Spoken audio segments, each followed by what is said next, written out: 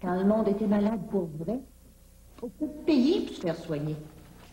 Puis que les médecins soignaient pour vrai. Des fois, pour rien. Il y en avait un surtout que tout le monde aimait. Tout le monde. En le voyant, on était presque guéri. Il était bon comme du bon pain. Il doit être bien vieux maintenant. Il s'appelait... Dites, vous parlez encore toute seule? Je suis en train de préparer les dossiers pour la journée, docteur. Docteur Larose. Docteur Larose. En chair et en os. Plus en chair qu'en os. Docteur Larose.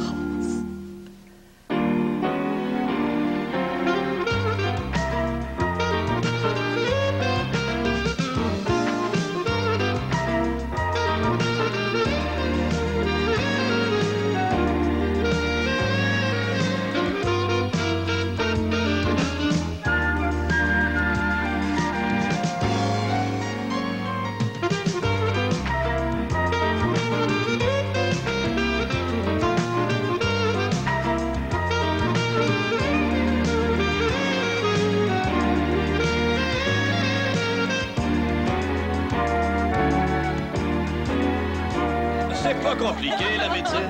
Oh, moi qui pensais que vous étiez un excellent médecin, qui vous appelait la nuit pour Manon. Mais je suis un excellent médecin. La preuve, ce monsieur-là vit encore. Il a 82 ans. Il prend son bain de mer 4 fois par jour. Il chasse les petites veuves le reste de la journée. Il m'écrit chaque année à Noël. Puis il vous envoie la photo de sa nouvelle veuve. Avez-vous déjà vu quelqu'un en amour qui est pas en santé? Vous pourriez pas m'en faire une prescription comme ça? Faut jamais comprendre la maladie. Faut comprendre le malade. La maladie dépend pas du docteur, mais du malade. Si tu comprends le malade, tu diagnostiques la bonne maladie. Si tu comprends pas le malade, tu diagnostiques la maladie du dictionnaire, pas celle du malade. Vous êtes donc bon. Mon petit vieux s'ennuyait depuis la mort de sa vieille. Tout dépendait de ça, uniquement de ça. Il y avait mal partout, il filait pas. C'est là que je lui ai prescrit un voyage au bord de la mer. Des prescriptions de même, ça coûte pas cher à l'État. Mieux, ça rapporte. Mon petit vieux paye encore des taxes à 82 ans. Des textes d'amusement. Et toi, la petite Manon, c'était pareil. Vous vouliez m'envoyer au bord de la mer? La semaine qu'on t'a hospitalisé, c'était pas pour toi, c'était pour ta mère. Docteur Larose. Juliette, tu dormais plus après la fuite de Luigi et t'empêchais Manon de dormir. À l'hôpital, la petite est en sécurité et toi, t'as dormi. Ben oui, mais vous m'avez dit qu'il y avait peut-être des risques de contagion, puis qu'on la mettrait sous observation. C'est une manière de contagion. Tu dormais plus, mangeais plus, elle non plus. Oui, mais j'ai payé l'hospitalisation. Ça vous a-tu fait du bien aux deux, oui ou non? Ouais. Je savais pas ça, Juliette, que tu m'hospitalisais moi quand t'étais malade. Oh, vous avez pas changé, docteur. La médecine a ses raisons que la raison ne connaît pas. Bon, un bon café pour tout le monde. Votre café est toujours aussi bon? Laissez faire, Madame Labelle. J'ai préparé le café du docteur. Qu'est-ce qui vous prend, Mademoiselle Bédard? En tout cas, docteur Larose, les oreilles doivent vous bourdonner souvent parce que Mademoiselle Bédard arrête pas de parler du bon vieux temps, du bon vieux docteur Larose. Un bon vin se boit âgé. Je m'en souviens encore, docteur. Le lait d'abord. Le sucre ensuite. Bien brassé. Et verser le café lentement pour que le tout remonte à la surface. C'est bien ça, docteur. C'était toujours comme ça dans le temps de l'unité sanitaire? Des petites attentions comme ça? Bien faire ce qu'il y a à faire. Toujours. Merci, Edith. Excellent. J'ai pas bu de bon café comme ça depuis le départ de ma défunte. Ah? Oh, mes condoléances. Ça doit faire 1 an, et un peu plus. Bon, votre docteur est-il ici? J'aimerais le voir. Je vais vous arranger ça tout de suite. Non, laissez faire, mademoiselle Donato. C'est à moi de recevoir les clients. Si vous avez besoin de moi, docteur, je serai à mon poste. Mademoiselle de la Tour, j'aimerais vous parler en particulier 2 petites minutes. Après votre café. Veuf, médecin, est disponible. Si je continue de même, je vais m'hospitaliser moi-même.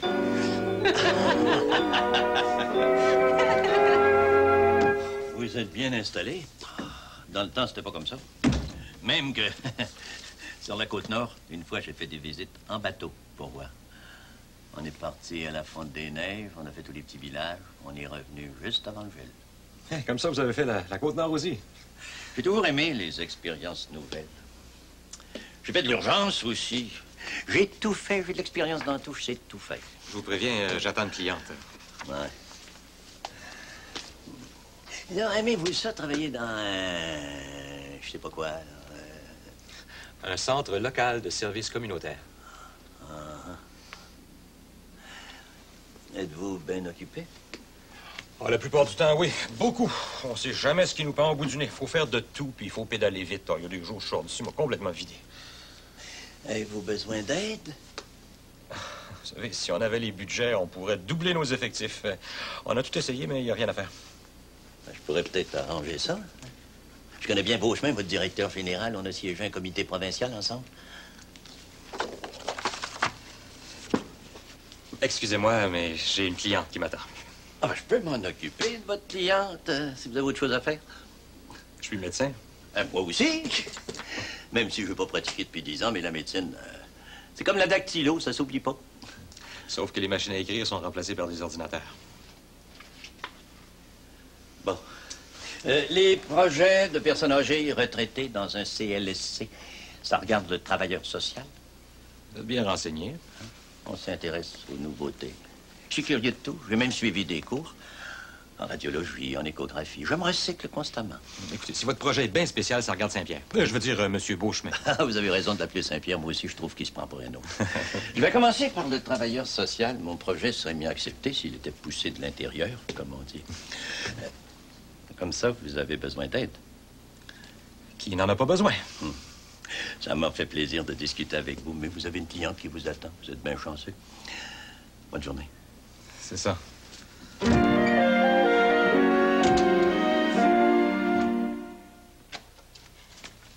Excusez-moi, Mme Bédard. J'ai pas eu le temps de venir avant. Vous aviez un service à me demander? Rien de bien grave. Je pense que depuis que je vous connais, c'est la première fois que je vous vois demander un service à quelqu'un.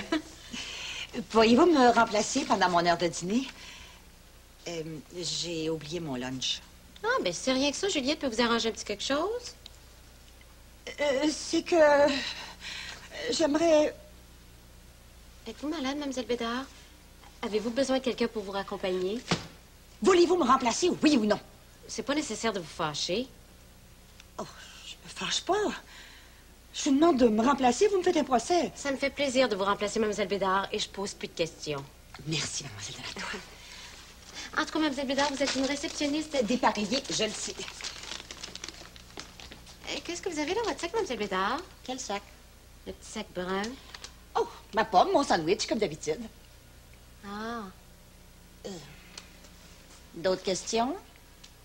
Non. Merci, mademoiselle Donato.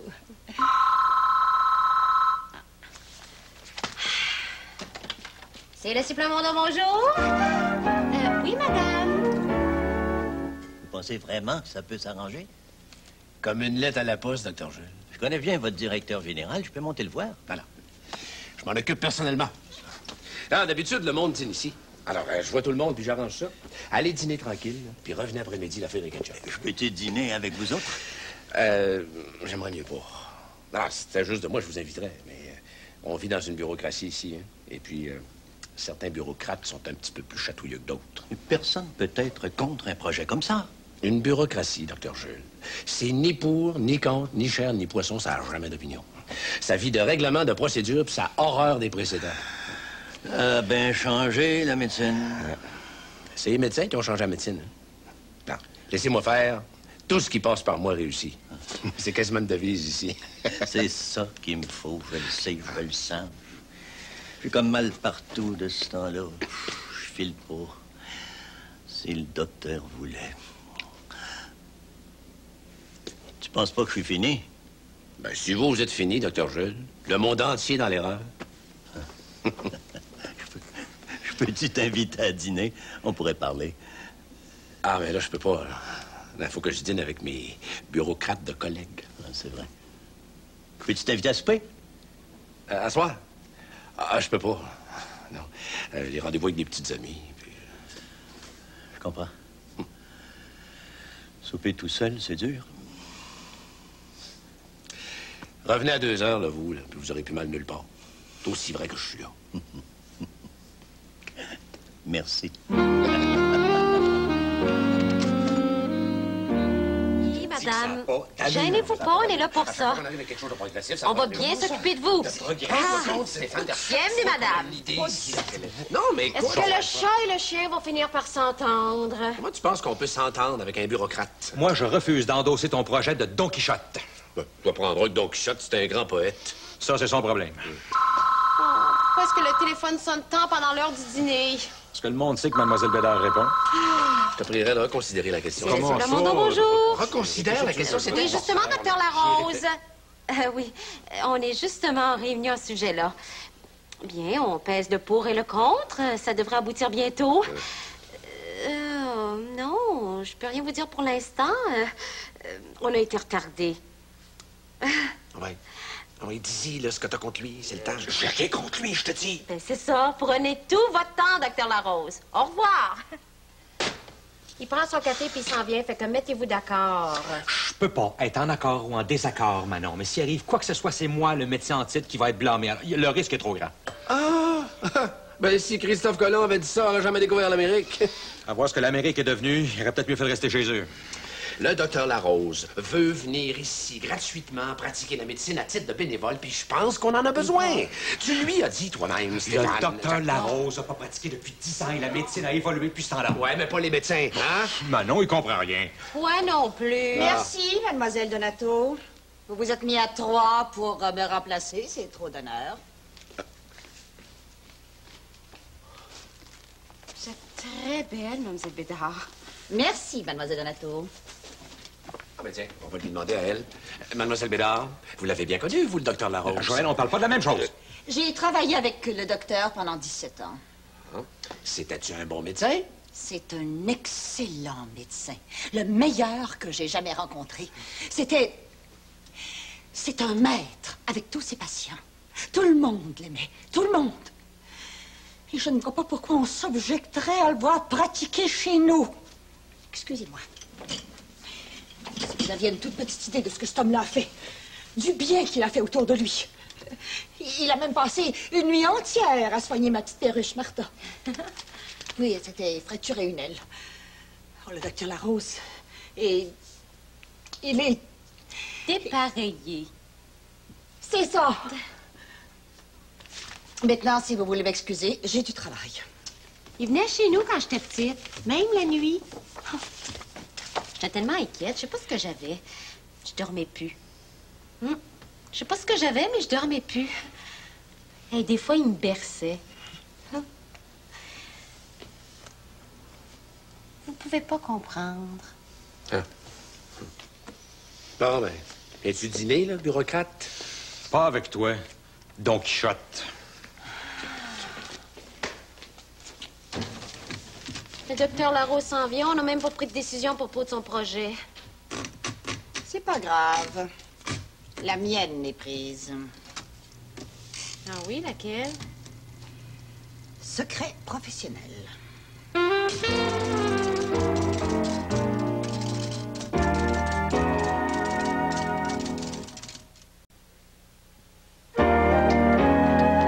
Qu'est-ce qu'on perd à l'essayer? C'est pas qu'on perd, Manon, c'est qu'on le sait pas. On sait pas s'il est encore capable de pratiquer. Tu le surveilleras, vous travaillerez en équipe. Un médecin, c'est un individualiste. Tu peux travailler à côté d'un autre médecin pendant des années sans savoir s'il commet des erreurs, sans savoir ce qu'il fait, sans savoir s'il est bon. Qu'est-ce que tu vas faire quand tu vas avoir son âge et que tu vas t'ennuyer comme lui? Je sais pas, Manon, je sais pas. Ça veut-tu dire que t'acceptes? Faudrait qu'il travaille avec Joël. Comme ça, il se sentirait moins surveillé. Hein? Peut-être que ça ferait son affaire de travailler avec des groupes de personnes âgées. Merci Stéphane, t'es fin. Ouais, C'est Joël qui promet, puis c'est moi qui suis poigné avec le problème.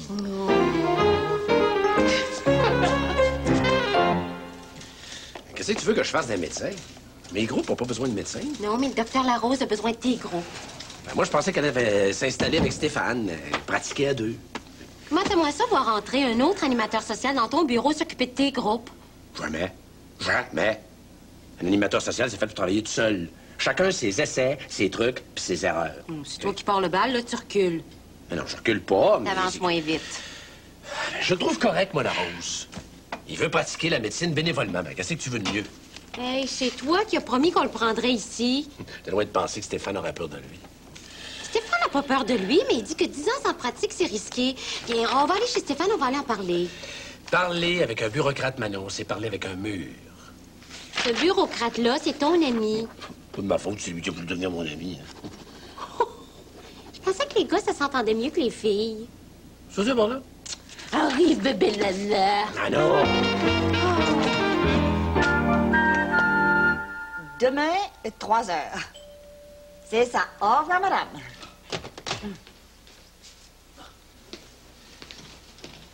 Mais c'est bien belle. Heureuse de voir que vos yeux sont encore en bonne santé, docteur. Oui, la réponse. Ah, je sais pas si ça décide, mais en tout cas, ça parle fort, hein? Je vais reprendre la pratique, Edith. Je connais bien M. Beauchemin. Si je fais jouer mes relations, je vais remonter au soleil. Que vous en pensez, vous? Vous me connaissez? Vous savez que je suis capable? Vous voulez vous prouver quoi, au juste? Rien, à mon âge. On n'a plus rien à prouver. Ah. Ah, depuis qu'Armand est décédé, vous savez, je soupe tout seul. J'ai jamais pu souper tout seul. Qu'est-ce que vous pensez que je fais, moi, docteur? Ah ben, vous, c'est pas pareil. Vous avez toujours été toute seule. Sauf pendant 17 ans, où on a pris beaucoup de repas ensemble. L'avez-vous oublié? Vous avez été une collaboratrice de tous les instants, unique, irremplaçable. Rien que ça, docteur. Mais efficace aussi. C'est pas pour ça que je travaillais pour vous, docteur. Pourquoi? Il faut connaître le malade pour comprendre la maladie, docteur. Pourquoi vous me dites ça? Pour rien, pour rien. Edith. Oui. Edith. Vous voulez dire que vous m'aimez?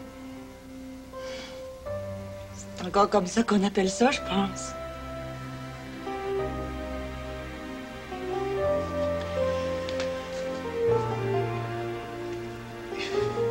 Mais pourquoi vous ne l'avez pas dit avant? Mais parce que... il faut jamais déranger un docteur dans l'exercice de sa profession, c'est votre devise. Vous avez jamais refait votre vie, comme on dit? Je ne l'ai jamais défaite. Pour une surprise? Vous l'avez dit vous-même ce matin, vous aimez les fêtes surprises. Ça change tout, Edith. Ça change tout, tout. Edith. Oh, Edith.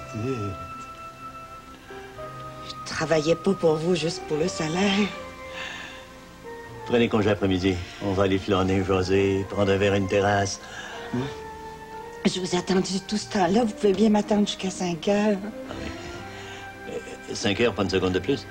Et puis aussi, la réponse de votre projet. Vous l'avez pas encore eu, votre réponse. Non, oui, mon projet.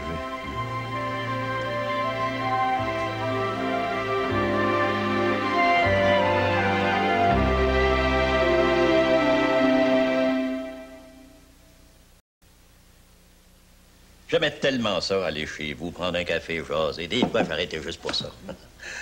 Vous étiez marié, même si vous étiez seul. Ça fait qu'Armand ne disait rien.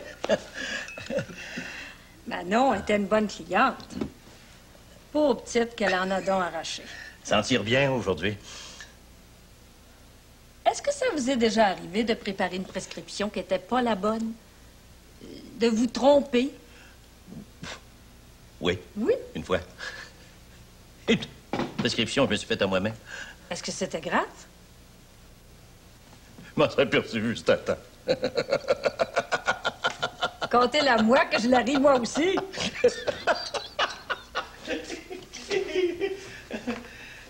On est dans un CLSC ici, pas dans un salon mortuaire, les enfants.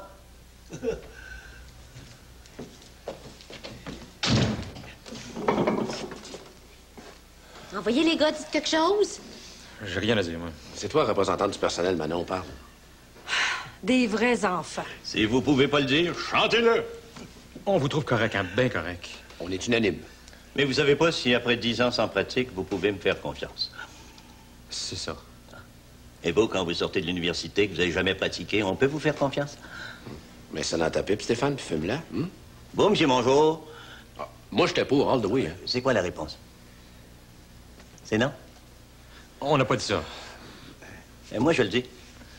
Vous voulez plus? Non. Pourquoi? Je suis en amour. Depuis quand? Ça vous est arrivé aujourd'hui?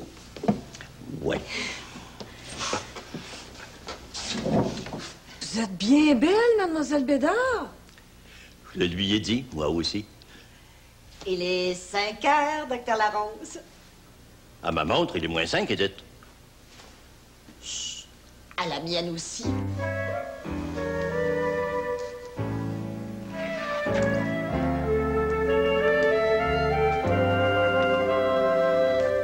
Docteur Larose, vous m'aviez invité à souper tout à l'heure, et puis finalement, mes petits amis m'ont laissé tomber, alors... Vous souperez seul, ça vous fera maigrir.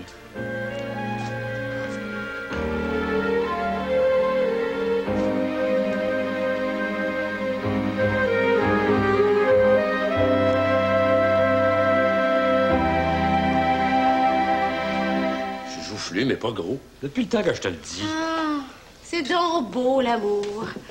Avez-vous vu ça? Ils ont travaillé 17 ans ensemble par amour, sans rien se dire. Vous êtes bien bons, tous les trois, pour régler les problèmes des autres, hein? On n'a rien fait. C'est ça que j'ai dit.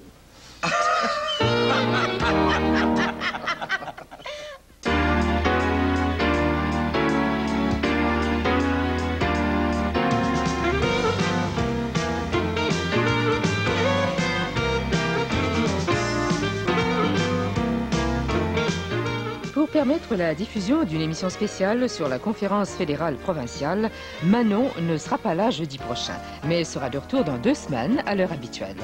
Dans un moment, l'un des plus grands succès du cinéma québécois est à l'affiche des grands films. La guerre des tucs après cette pause.